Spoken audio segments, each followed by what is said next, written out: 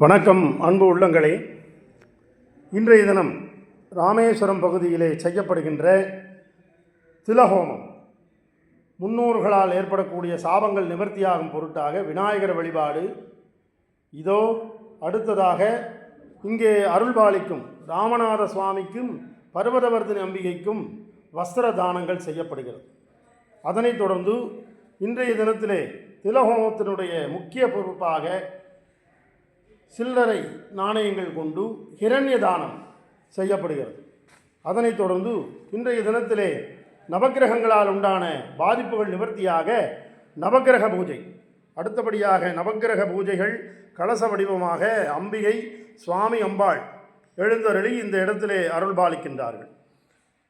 தொடர்ந்து பூஜை செய்யக்கூடிய கர்த்தாவின் ஜாதகத்தை இந்த இடத்திலே வைத்து பூஜைகள் செய்யப்படுகின்றன.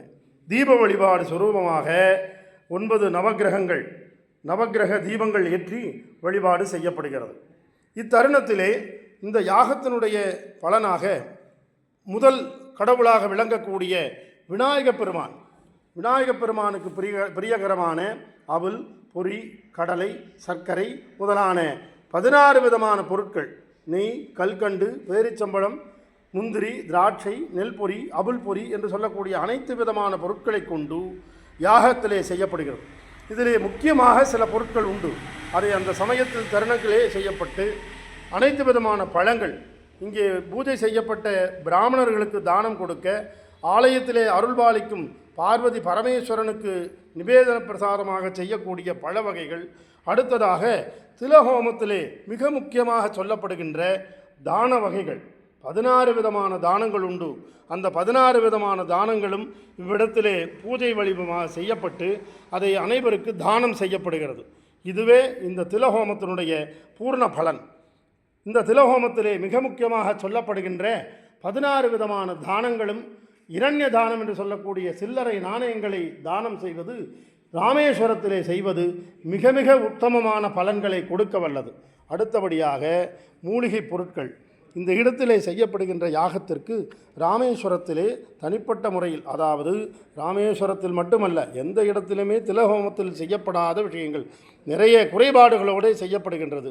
ஆனால் நாம் செய்யப்படுகின்ற இந்த திலஹோமத்தில் முக்கியமாக அனைத்து விதமான மூலிகை பொருட்களை கொண்டு சமைத்து, முக்கியமாக நெய் முதலான பொருட்களை கொண்டு யாக வடிவமாக இந்த இடத்திலே நாம் அக்னி வடிவமாக செய்யப்படுகின்றது திலஹோமம். இந்த திலஹோமத்தில் கணபதி ஹோமம், நவக்கிரக ஹோமம், சுதர்சன ஹோமம், மகாலட்சுமி ஹோமம், தன்வந்திரி ஹோமம், நவக்கிரக ஹோமம் என்று சொல்லக்கூடிய குலதெய்வ ஹோமம், அடுத்தபடியாக அனைத்து விதமான தெய்வங்களையும் இந்த இடத்திலே எழுந்தருளச் செய்து செய்யப்படுகின்ற யாகம் இது.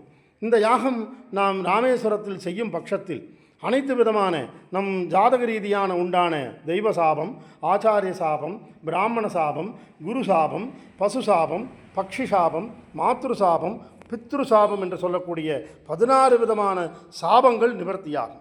அதோடு மட்டுமல்லாமல் நம் ஜாதகத்திலே முன்னோர்களால் ஏற்படக்கூடிய அனைத்து விதமான கர்ம பாவங்கள் நிவர்த்தியாகும்.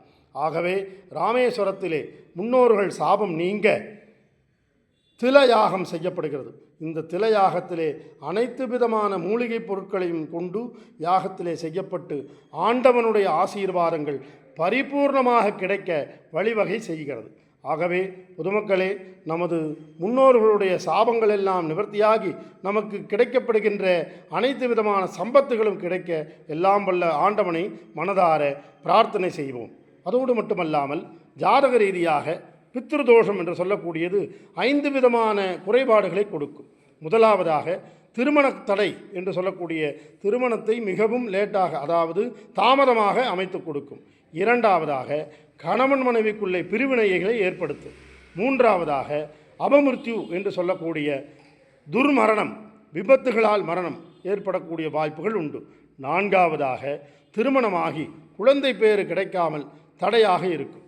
ஐந்தாவதாக ஹல்ப் ஆயுஸ் என்று சொல்லக்கூடிய சிறு வயதிலே இறக்கக்கூடிய சூழ்நிலை அல்லது திடீர் மரணங்கள், இந்த மாதிரியான சூழ்நிலைகள் உண்டாகும். ஆகவே இந்த 5 விதமான தோஷங்களையும் நிவர்த்தி செய்ய வல்லது திலஹோமம். திலஹோமம் செய்தால் 7 தலைமுறைக்குண்டான தோஷம் நிவர்த்தியாகும் என்று பொருள் உண்டு. அந்த நட்சத்திரமும் அந்த திதியும் இது ரொம்ப முக்கியமாக பார்த்து அந்த திதியிலே நாம் ஆலயம் சென்று ஆண்கடலும் பெண்கடலும் ஒன்று சேரக்கூடிய ராமேஸ்வரத்திலே இந்த பூஜைகள் செய்யப்படுகின்றன. நன்றி, வணக்கம்.